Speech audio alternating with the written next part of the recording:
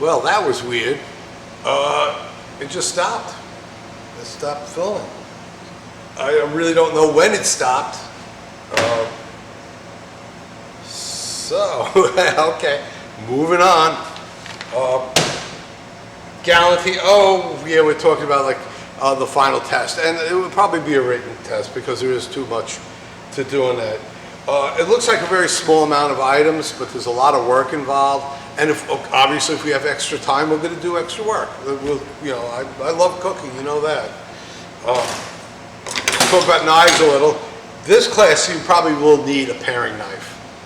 Once again, in the Italian one, I don't know if you guys, I guess I have to go through it again, right? The two types of paring knives. These are good, very useful, very handy. If you lose it, because a lot of times little knives like this end up in the garbage can. They get swept away, things like that. So once again, a cheap knife is not a bad one. This is a cheap one because of the short tang, as opposed to the long tang, or full tang this one is. This one does have a heel. I was mentioned it before. If you're looking for a chef's knife or a French knife, right, try and get one without a heel. Only because that makes sharpening very difficult to get that off. As a matter of fact, this one I took home and I put on a wheel and took that down a bit so I could sharpen this, easily this way. Or on a stone. If you have that heel in the way, it's very hard to get around that to sharpen it. So I really would suggest if you get knives, try to get them without a heel. Okay, this does make this one much stronger, a much stronger knife. But a lot of you guys end up with paring knives, and you could use some things in paring knives. But when tournée knives, but they're really for tournéing. They're really for tournéing, and that's a very French cooking. We do it a lot. Like tournée, in class we tournée a lot. Out in the industry, I really rarely tournéed. I'm not a very good tournéer, that's for sure. But I could do it, you know what I mean? And the chef I worked for who showed me how to do it really just said, make it fast, make it even size, make it pretty, but don't make it perfect because we're running out of time, so hurry up. So that fits in that category. But you could tourné with this knife much easier than this knife, but this one is just as fine. Sometimes I've seen the students tourné with this, which you can, all right, but dangerous. That's why I don't want you to do that. So I suggest for this class at least to get a paring knife and a sharpening steel, because that's once again we're going to do a lot of fine, delicate cutting, and you're going to have to use that to do that. If you're in my other classes, I already told you about this. Told you about the notebooks. Told you about all that stuff. So I'm not really going to repeat myself. That's for sure. But I will show you the grinder, and I do have a chicken here for two purposes. Once again, to refresh on you guys on how to cut down a chicken, and to show the meat grinder. Now, if you guys are in the Italian in both classes, it's a big plus. The Italian class, I didn't have the chicken. Now I do, so it'll work quite well. Let me just start the dishwasher.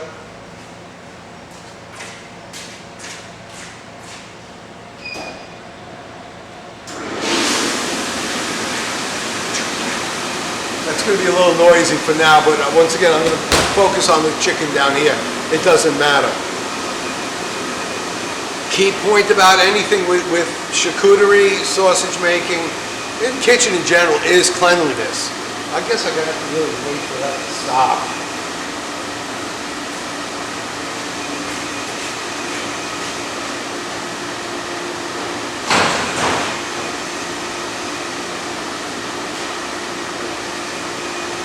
Okay, it's running.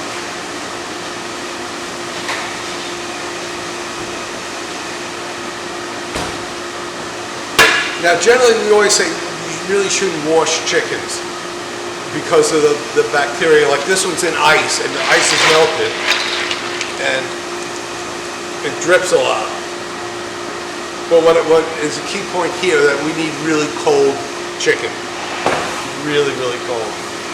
This type of ice that had the chicken in it before is definitely garbage.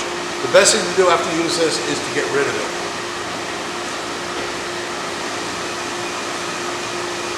I got a similar bowl of clean ice that we're going to use. And a little hell pan somewhere. Oh, there.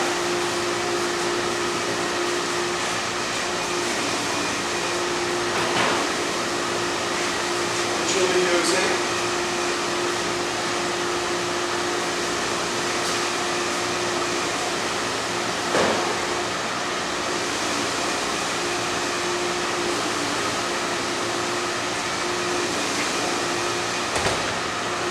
Boys, right out of the machine, you can see the steam coming up. This is hot. Now remember I said everything should be cold, so that's what this bucket of ice is for. To cool everything down.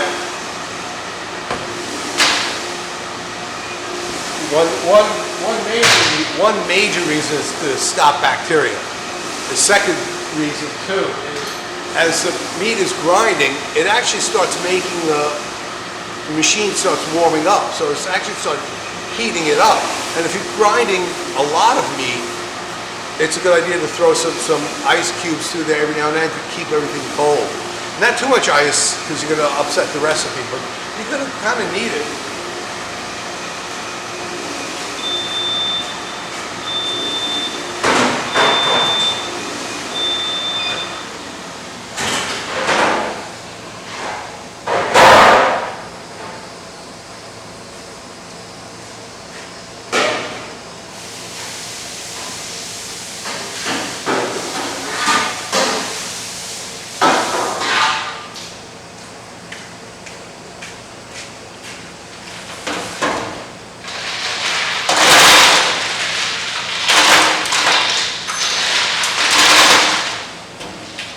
Ice in the bottom.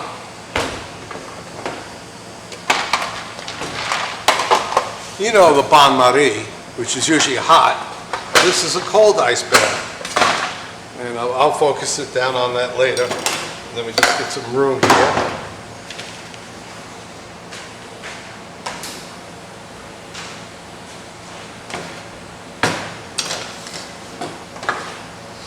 Okay, let's swing this down. You're not going to see me, but you see the cutting board.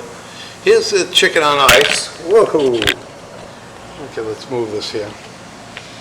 Okay, here's the chicken on ice. We pull back. Once again, what we'll do is I'll put the meat over here and the bones over here. Bones will be for chicken stock. You never throw out chicken bones, but we're really focusing on the meat on this one, this particular recipe, or this particular class, I should say. For you, most of you guys, this is just a practice. Can we keep this up there? Uh-oh, we got problems. Houston, we have problems. Oh, we got big problems. How can we do this? I'm gonna have to move it down here.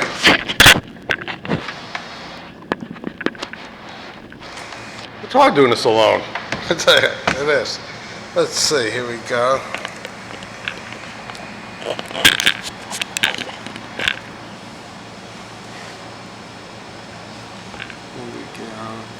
I'm going to have to turn. I'm going to do it this way. A little awkward for me, but it'll be easier for you guys. If you've been in my class before, obviously we've done this before, but it's always good to see it. And as a matter of fact, I think I'll put a full chicken stock video on there. Right. Stock, anjou.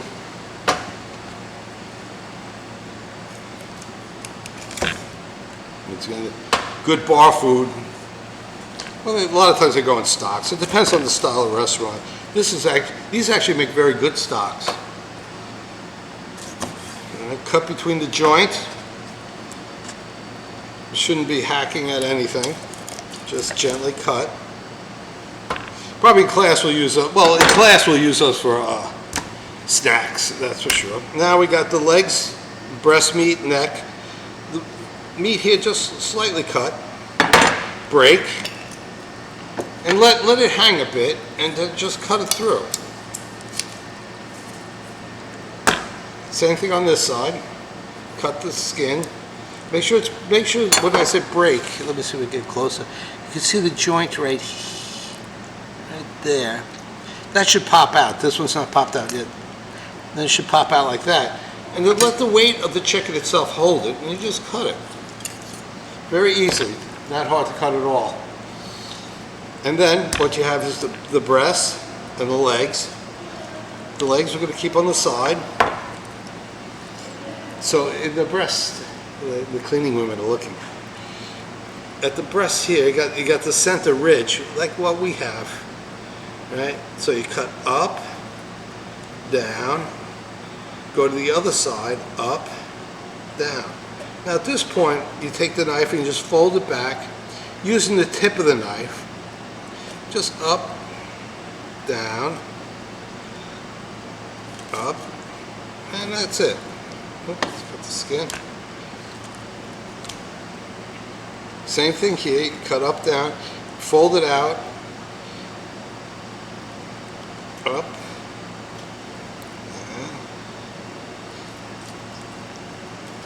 down, and then right through. If you notice they're not hitting any bones, they're not cracking anything. Now you're gonna leave. Well, there's some gogi here, but that's about it. And that's about all you're gonna leave on there. You got the neck. We can separate the neck, just make it easier for put it in the stock. And a lot of chefs do this. They split. It depends on. In class we have small stock pots, so you check the inside. Usually there's little things floating around there, but there's nothing. So I'm going to just separate this. You can remove the skin. Skins generally don't end up in the stock, but you know, if you're going to put like the chicken wings in the stock, don't worry about the skin. But if you can grab a big piece of skin off, that's fine.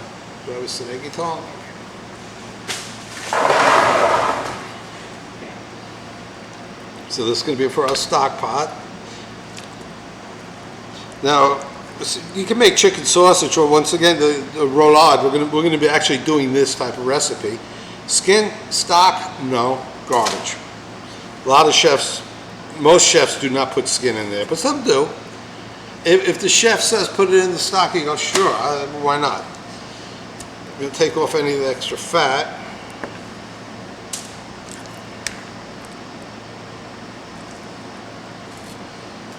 Okay. And I'm going to keep them whole. And nice chicken breast, by the way. Very nice size, good shape. Once again, I want you guys to be good at cutting chicken. Put them on ice. This is the ice bath. Now the legs, what we're going to do is we're going to just take the skin off now, because it's a lot easier now than later. So you can just peel it off. Okay. And same here. Use your thumbs a lot too. You see when we make the chicken galantine, you're going to see. I don't know if I have a video of that. I should make a video ahead of time. If it's a hard time coming off, just cut it. That's good enough. Throw that in the garbage can. Now we got the legs. A little fat, but you can see here, I don't know if you really can, but there's a little dark spot right there where you can cut through very easily. Not cracking bones. Take off any of the fat now. It's a little easier to trim off fat at this point.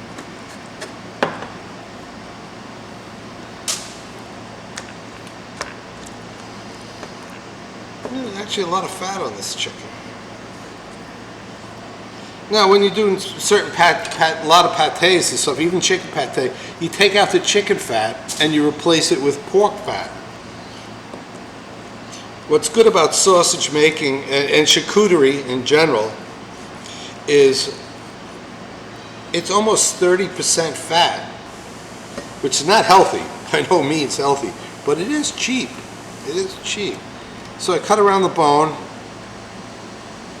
using the tip of the knife. And that's once again, like I said, at this point, a paring knife is much better to use because it's a lot safer. And generally, a paring knife is a sharp knife. Take my thumb, just peel this back.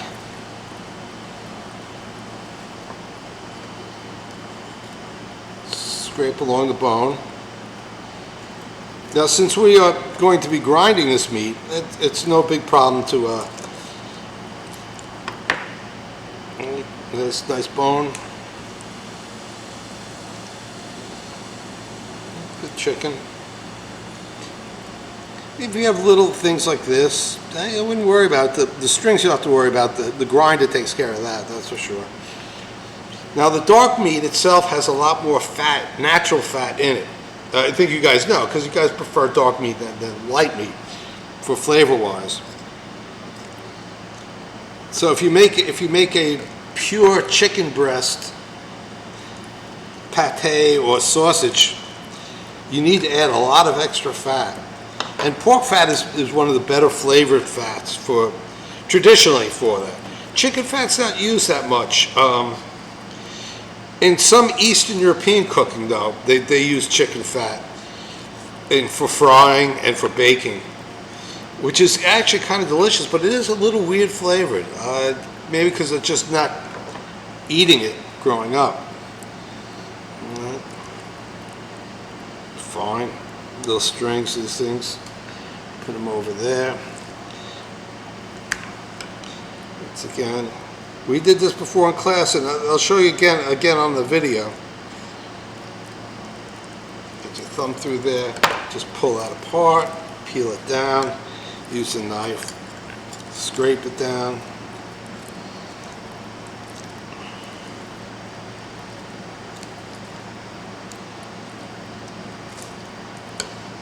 Okay.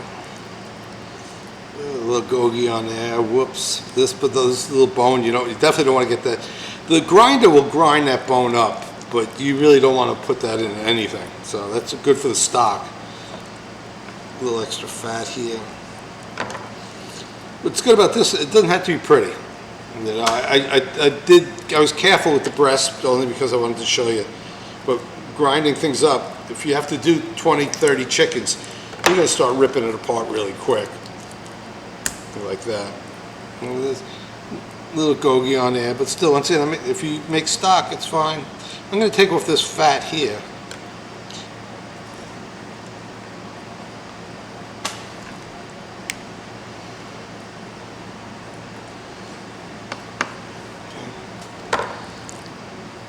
Let's just take inventory of what we got here. Two very nice breasts. 2 thigh meats and 2 leg meats. Okay.